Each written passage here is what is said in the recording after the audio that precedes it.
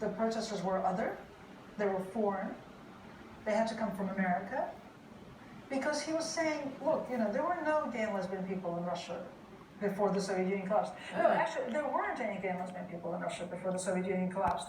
There were people who loved people of the same sex and had sex with them and formed families with them or relationships, and all sorts of actually inventive family stuff was happening. But there was nobody who said, I am a gay or lesbian or transgender person as part of a community that has a collective identity and that can claim human rights on the basis of belonging to that community, right? That's an actual clear-cut Western import.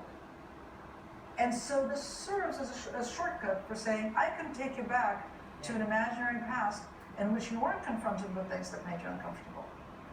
I can reverse social change that makes you feel so frightened about it.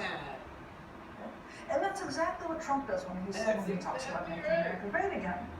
And when he starts reversing the advances in LGBT rights in this country, months after wrapping himself in the rainbow flag. Because that's the logic of trafficking in that kind of nostalgia, and the nostalgia for the imaginary past. So that's been very useful for Putin, and it's also been useful to sort of delegate violence, to declare a group of people outside the law, to communicate that you can kill them with impunity, which is what people have been doing. The most extreme expression of that is in Chechnya, which is a part of Russia, where gay men and lesbians have been rounded up and killed by the police and by their families.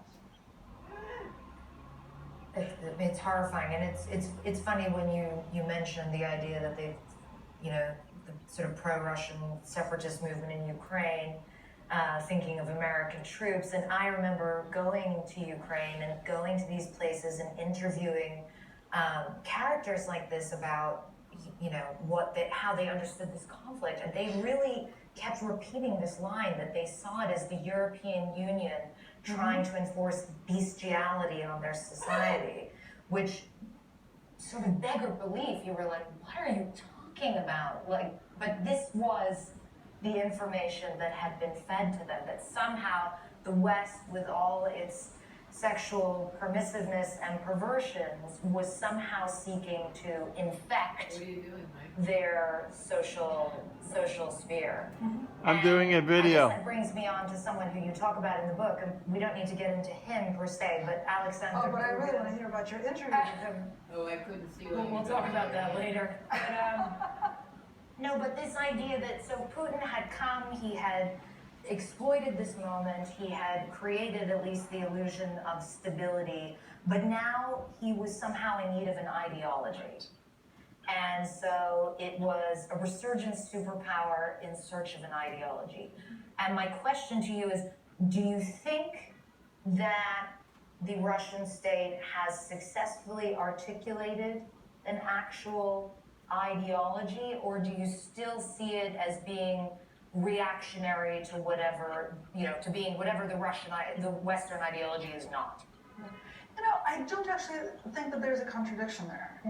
Because I think we get really confused about ideology. When we talk about ideology, we usually talk about things that we have read in history books. And history books are written on the basis of text.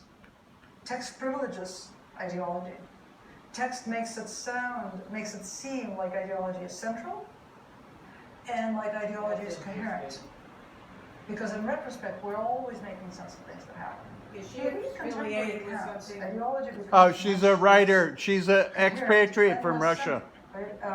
Eric Fromm, a journalist who had to get out. A great social psychologist and psychoanalyst, writing about Nazi Germany in the 1930s, and then he moved to America, and he invented, among Marsha, Gessen. contribution is the concept of malignant narcissism. So Eric Fromm is currently enjoying a resurgence in the mental health community, but I actually think that I'd recommend his book Escape from Freedom, which is a book about the rise of Nazism and his the explanation that he sees for that in social psychology. But he writes that Hitler had no ideology. that he just picked up on sort of, he trafficked in the imaginary past, but he had no story that he was telling. Victor Klemperer, who wrote this wonderful diary of Nazi Germany,